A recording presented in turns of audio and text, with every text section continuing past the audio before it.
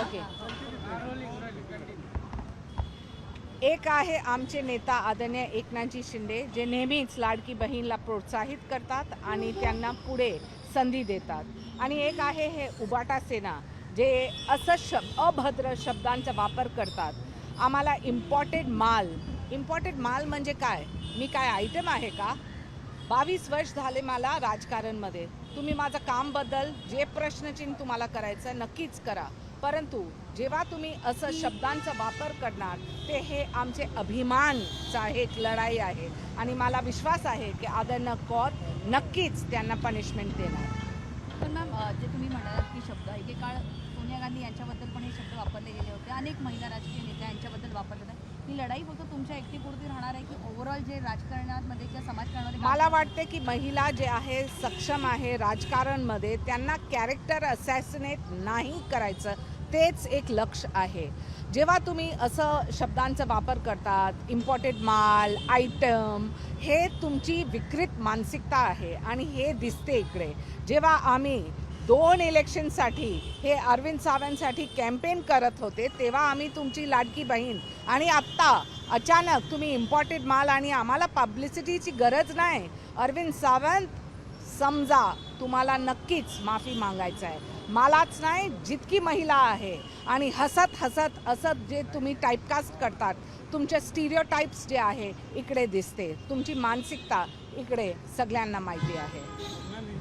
बदलापूर प्रकरणात हिंदी पहिले हिंदी मराठी लाईव्ह चाललंय. मॅडम लाईव्ह चाललंय. बदलापूर प्रकरणात ज्या पद्धतीने स्त्री बीज विकण्याचा प्रकार समोर आलेला आहे, हे जे रॅकेट चालवत होते, या रॅकेटमधले जे इंजेक्शन्स होते, ह्या त्या महिलांनी आपल्या घरात ठेवले होते. त्यावरनं या घटनेचं गांभीर्य आपल्या लक्षात येतं. मला वाटते की बदलापूरमध्ये एकदम गंभीर हे आहे.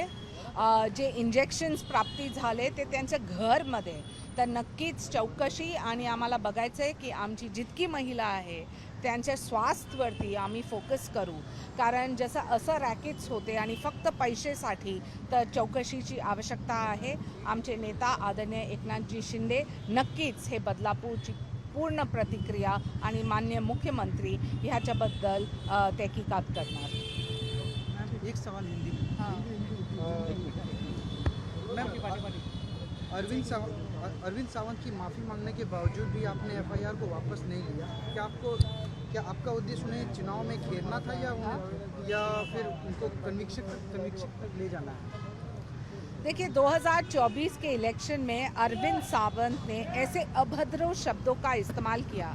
22 साल सक्रिय राजनीति में होने के बावजूद उन्होंने चाहा कि किसी को कैरेक्टर असैसिनेट करना और ऐसे शब्द का इस्तेमाल करना जहां आप एक महिला को इम्पोर्टेड माल आइटम बुलाते हैं।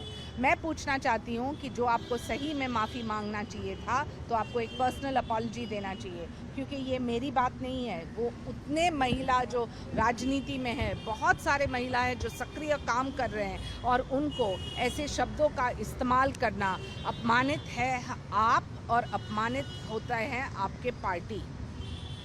ठीक है, थैंक यू। अरे AI समिट वरती राहून, अरे हाँ थांबा. नाही ये ना एक घ्या बाईट घ्या. हिंदीच्या बाईट व्यवस्थित नव्हते. एकदा मी करते. हां, एक मिनिट. नाही ना, पहिले हिंदी एक करू द्या. पहिले हे एक हिंदी, हाँ हिंदी पहले करती हूँ. एक मिनट, वो ये वाले पे भी.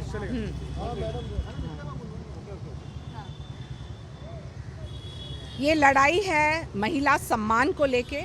जैसे आप अभद्र शब्दों का इस्तेमाल करते हैं, महिलाओं को इम्पोर्टेड माल आइटम बुलाते हैं, और वो भी जब 22 साल सक्रिय राजनीति में अच्छा काम किए हैं, वो काम के ऊपर आपको जो टिप्पणी करना है, सवाल उठाना है, प्रश्न चिन्ह उठाना है, ज़रूर उठाइए.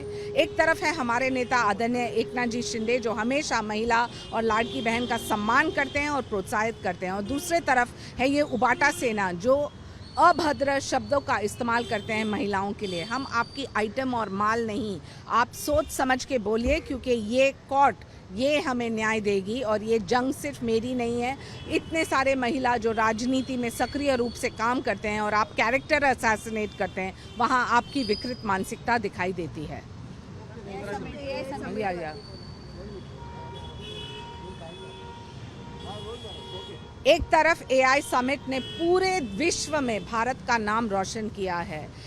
50 से ज़्यादा मल्टीनेशनल्स जो आए हैं भारत में, जानते हैं कि हमारा टेक्नोलॉजी इनोवेशन क्या है। और दूसरे तरफ है एक ब्रेनलेस, टॉपलेस, शेमलेस पार्टी जिसका नाम है लफंगा पार्टी, जिसका नाम है कांग्रेस पार्टी, जिन्होंने इतनी तुच्छ हरकत की है और भारत को अपमानित किए हैं।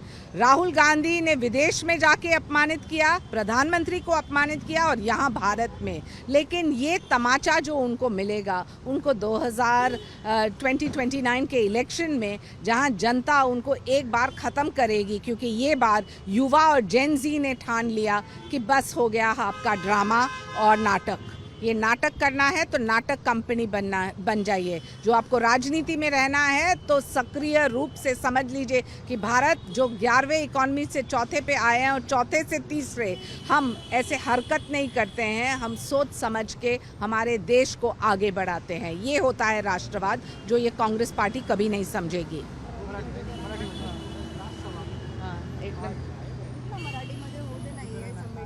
हो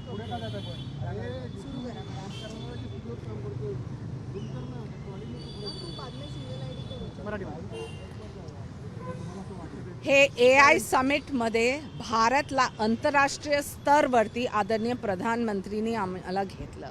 आता हे विपक्ष जे आहे, बघा त्यांचा ड्रामा, बघा त्यांचं नाटक। ते टॉपलेस, ब्रेनलेस, शेमलेस पार्टी आहे। लफंगाचा पार्टी म्हणजे काँग्रेस पार्टी।